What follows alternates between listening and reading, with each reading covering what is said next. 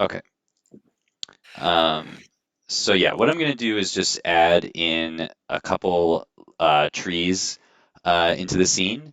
And so we'll make like a little stalk for the tree and then some like tree leaves, and then we'll go over how to kind of position those in the scene. And we'll give those their own, materials and stuff like that. Okay, so for the tree, I'm gonna need some new geometries.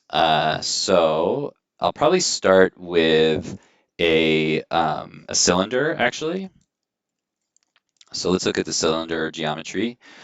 So for the tree, I can make like a big cylinder. I'll just make it really tall, and I'll kind of make this a little bit smaller on the top. And yeah, that's probably all I really need to do. So let's do that. So I do have some code for my cylinder geometry, so I'll use that to get started with my tree. So I'm going to go back to my script. Uh, I have my clouds on here. I'm going to put my tree, or I'll probably make a couple trees. So I'll put some trees above my clouds. And so let's go ahead and copy the cylinder code. So I'm going to copy that and paste over here. And so I can't use geometry. I already used that for the ground. So I need to use some new uh, terms for my variables. And so starting with the tree, this is really the tree trunk, the cylinder. So I'm going to call this trunk geometry, and I'm going to call this trunk material. So trunk geo and trunk mat. And I'm going to use a mesh standard material since we're uh, using lighting now. And I'll change the color in a second, but for now I'm just going to leave this. So then for my cylinder, I'm going to call this the trunk. And so for my geometry, I need to copy in the trunk geometry here. And for the material, I need to copy in the trunk material. And then I'm going to add the trunk to my scene. So this is going to become trunk. Okay, so there's four numbers here. And so we've got to remember what they are. There's the radius top is the first number, radius bottom is the second number, the height is the third number, and then one, two, three, and then segments is the last number. And then the other numbers are optional. So I'm just going to go with the first. I'm just going to go with the first three, actually. I'll let the others be default. So for the base, 5 is probably good. For the top, we want it to be a little smaller, so let's do 4. And for the height, we can stick with 20, see what that looks like. So let's refresh the page. And okay, there's our cylinder. So it's yellow, and you can see since it's at 0, 0, it's actually like in the middle of our page, of our canvas. So we can either move the tree up or move the ground down. Either way is fine. It's all relative, but I think what we'll do is move the tree up. And then we want to also, I kind of want to make the top a little bit smaller. So let's do like, I think 3 for the top. And oh, now I'm seeing that that's actually the bottom. So let's reverse those numbers. Let's do 3 for the top and 5 for the bottom. Okay, that looks pretty good. And then let's change the color, and then we'll start to position it. So we have the color here for our trunk material.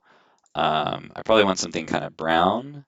So I'll go over to orange and find like a brownish color and grab that. So I'm just going to copy that and paste it over here. Okay, that looks good. Okay, so now let's position the tree. So the first thing I need to do is move it up, and then I can move it around. So this is my trunk, so I'll say trunk, and then I'll say dot position. And there's two ways I can set the position. One is I can set each individual position, so I can say like position dot y equals whatever.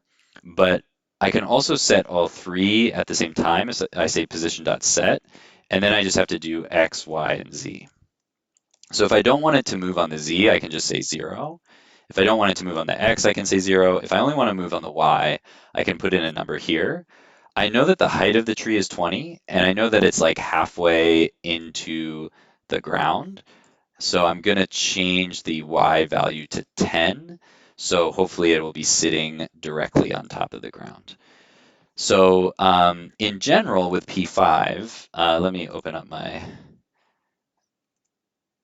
annotation thing.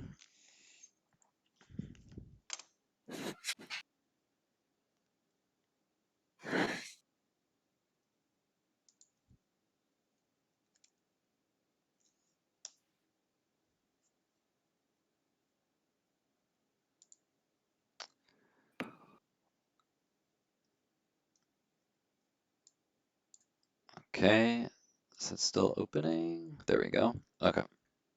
So in P5 in general, we've seen this when we made our plane and our ellipse the other day. But generally the way it works is the middle of any shape is the kind of like 0, 0, 0 position of that object. So for our plane is actually at 0, 0, 0. And so when we first put the tree into the scene, it was actually like moving, it was going down. Half of it was below the plane and half of it was above the plane. And so to move it up so that it's sitting flat on the surface, we have to move half of the height. So the height of our tree trunk is 20. And since it's drawing from the middle, if we want it to be sitting flat on the plane, on our ground, then we have to move up half of this height. So that's how I got 10 there. And that's pretty much how all of the shapes work. If it's a plane, it draws from the middle. If it's a sphere, it draws from the middle. If it's a box, it'll also draw from the middle. If I can draw a box, I can't really. But yeah, that's basically So, how, yeah. so saying if you like make the height larger, you need to change that 10 as well. Yes. That is a good point. So one thing that you probably want to do is use variables. So remember variables, if we have like a height that we want to use, so let's say I have a constant tree height, and I set that equal to 20. If I use tree height here, that's going to help me down here, because instead of writing 10, I can say tree height divided by 2. So that's going to center my tree in the scene. So that works nicely. And if I change the height, like let's say I want the height to be 40, now it's going to update and it won't move below the ground. It'll actually be, it'll use the same values. So that's a good point. Like when we're positioning stuff in the scene, everything draws from the middle. So if you want something to be relative to something else, you have to keep that in mind. You'll probably have to divide it by 2, or depending on how things are set up. That's likely, and it's much easier to do that with a variable since I can put the variable in here and down here in the y position. That way, I don't have to do the math over and over again. I can just say divide by 2, and that does it for me. Okay, so we've got our tree trunk. It's actually a little tall, so let's make it 30. Uh, and now let's add a few uh, little leaves. And so what I'm actually going to add for this is some boxes, just so it'll look kind of like goofy and pixelated. And so what I'm going to do, so again, I'm going to have to use some math for this.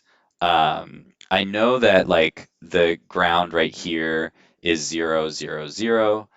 I know that my tree here, or the height of the tree is 30 or tree height.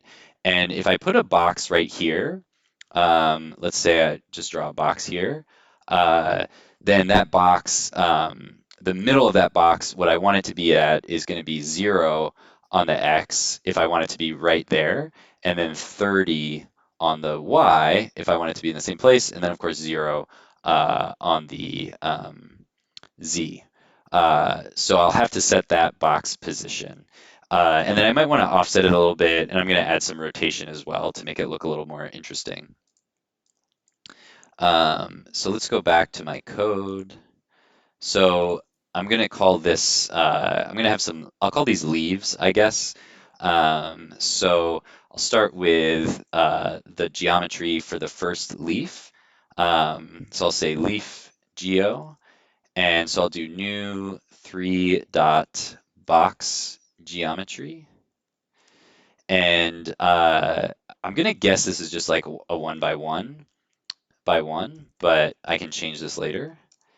And then for my leaf geometry, I can use the same geometry as my ground if I want it to be green, or I can make a new material. So let's go ahead and make a new material. We'll do a different green. So I'll say constant leaf material. So that's new three dot standard material. And I'll do a color. So let's go to my color picker and just pick a green color. That looks nice. And I don't need this to be, oh, and I have to remember to put OX in front of my color for a hex value. Uh, and I don't need it to be double-sided. I don't have a texture yet, so that's all I need to do. And so now I'm going to have three leaves. So I'm going to say constant leaf one. And so that's a new three dot mesh with the leaf geo and leaf material. And I'm going to reuse the geometry and the material so I don't have to have a whole bunch of different variables. So then I'll say scene dot add leaf one. And let's see if that worked. It should be, it's probably inside the tree actually. Oh, I spelled standard material wrong. This should be mesh standard material. So I probably can't see it because it's inside my tree, but if I go under here, there I can see my little box. So I need to make it bigger, obviously. So let's make it like 3 by 3 by 3. And now we're going to set the position. So I'm going to say leaf one dot position dot set. And so I'll stick with 0 on X, and I'll do tree height for the Y and 0 for the Z. So I can reuse my tree height again. I don't have to remember what that number is. And there we go. Still not big enough, but we've got it in the right place. So we've lined up the middle of the box with the top of my tree. So now let's make it even bigger. Let's try like 8 by 8 by 8. And let's see if that works. Okay, now we're getting close to what I want. But now I want to give it a little bit more sort of dimensionality. You can see the box is reflecting light from the surface in a different way. So what I'm going to do is I'm just going to apply a random rotation. I'm going to say leaf1 dot rotation dot x equals math dot random times math dot pi. And I'm going to copy that and paste, and I'm going to do that on the X and the Z axis. It's kind of like our box animation from our getting started video. And so now we have a little bit of randomness here with our leaf. And so now if I make a couple more leaves, it'll look a little bit more like a real tree. So that looks pretty good. So I'm just going to copy this part and just make leaf 2, leaf 2, 2, 2, 2. And I'll just change the position a little bit on the X. I'll put it on 1X and maybe 1Y, see what that looks like. Okay, and the rotation is random, so it's not always going to look exactly the same. But let's move it a little bit over. Let's do 2X and 1Y. And then I'm going to copy this one more time and make a third leaf. So I've got leaf 3. So I'm just copying the whole thing. I'm keeping everything the same except the position. So let's do -2 on X. We'll go the other direction and see how that looks. Okay, so yeah, we're starting to see this looks a bit like a tree. It's a little simplistic, but if I added a lot more to this, it might start to look pretty cool and tree-like. Maybe I'll make my boxes even bigger. So maybe I'll do like 12 by 12 by 12. And then I'll separate them a little bit more. So I'll do like 3 on X and -3 on X. Okay, so that's closer to what I'm going for. That kind of looks like a tree. So yeah, now probably what I would do from here is like throw these in a loop and do a bunch of stuff with them. But I actually want to wait and do that next week because I have some code organization stuff that I want to go over. That's kind of like a separate lesson. And so, yeah, we'll do that next week. But now we have a little tree. And now that we have a tree, let's add a directional light in here just to see a little bit more light. And we can kind of recreate the sunlight with that one. So that's the last thing I'll do, and then I'll give you guys some time to work on your own. So the another type of light, so we've already looked at an ambient light, we have looked at a hemisphere light, and the next light that we may want to use is a directional light. Um, so let's click on directional light. And so this is just a light that has a direction, so it's good to use. It doesn't have, it's not like a spotlight, like it doesn't have an area, but it does have a direction. So it's really good to use for recreating something that looks like the sun, basically. So for our directional light, we just have a color and a intensity. But when we put the directional light in the scene, we have to give it a target to look at. So there's a couple parts that we have to add. Um, And this code doesn't actually have that part in it, which is kind of interesting, but I think we can recreate it. So let's grab this one. And for some reason, this one actually uses directional light instead of just light. So that's kind of interesting. So let's copy this in here and add this to our lighting.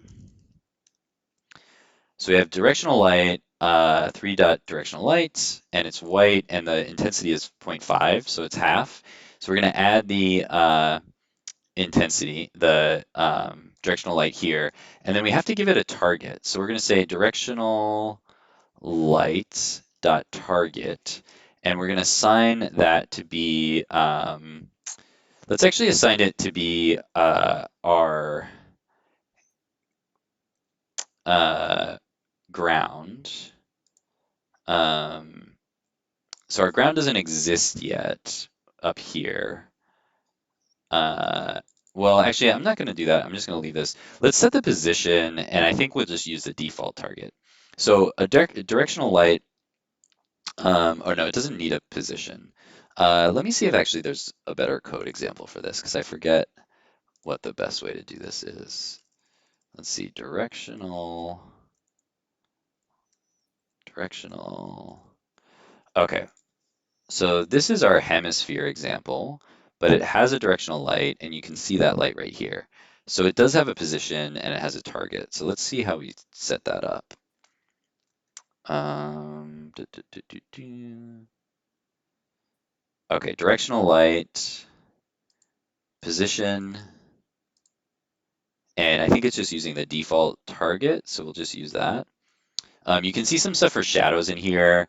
We'll add that next, but there's a lot of code that we have to add for that, so we're going to ignore it for right now. So let's do our directional lights. So I'll just set the position.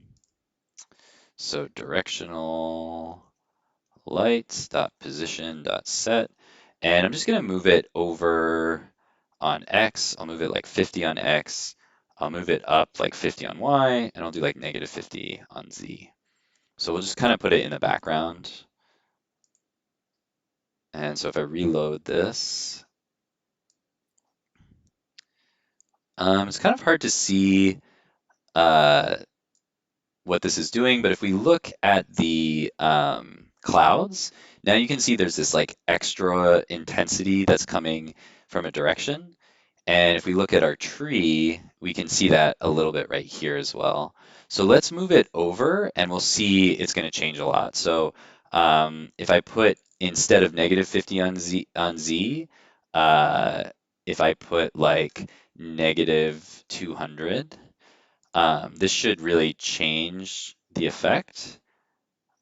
So yeah, now you can just see that angle is a lot more dramatic, and it's coming from like back here, and you can kind of see it on the tree. It's a little more subtle on the tree, but you can see there's a brighter side to the tree and a darker side to the tree, which there wasn't before. So that kind of gives us this sense of like a sunlight. And the farther away the sun is, or this light is, obviously it's going to look more like a sunset where shadows are going to get longer, or a sunrise. But yeah, so we just have like a light side of the scene now and a darker side of the scene. So that's kind of like overly dramatic. Usually your directional light will not be quite that far away. So let's do -50 and see what that looks like. So yeah, on the tree, we still have a light side and a dark side, but the color is a little less dramatic here. Okay, so I think that's a good intro to lighting and materials. There's a lot more to cover, and there's a lot more that you can do, but this should be able to get you started adding some stuff into your scene. And keep in mind, a good place to kind of test this stuff is in the three.js editor. So sometimes writing the code can get kind of frustrating, but remember that there's an editor area in three.js. If you go there, you can kind of add stuff and see all the different properties. So if I add, for example, a hemisphere light in here, and let's just add a box just so we can see it. Uh, if I click on the hemisphere light, or let's change yeah, there we go. So if I click on the hemisphere light, you can see the box. It's blue on the top and orange on the bottom because of the light. And if I go to the hemisphere light and go to the object, you can see the different values here. So I can actually test this stuff and see how it will change, and then I can go over and edit my code. So if you're having a hard time like guessing what things should look like, you can try things out in the editor, and then once you figure out what the values that you like are, we can go put it in the code. Or also another thing we want to do soon is export these editor files into our project. So that's another thing that we will hopefully get to next week. Anyway, I'm going to stop recording.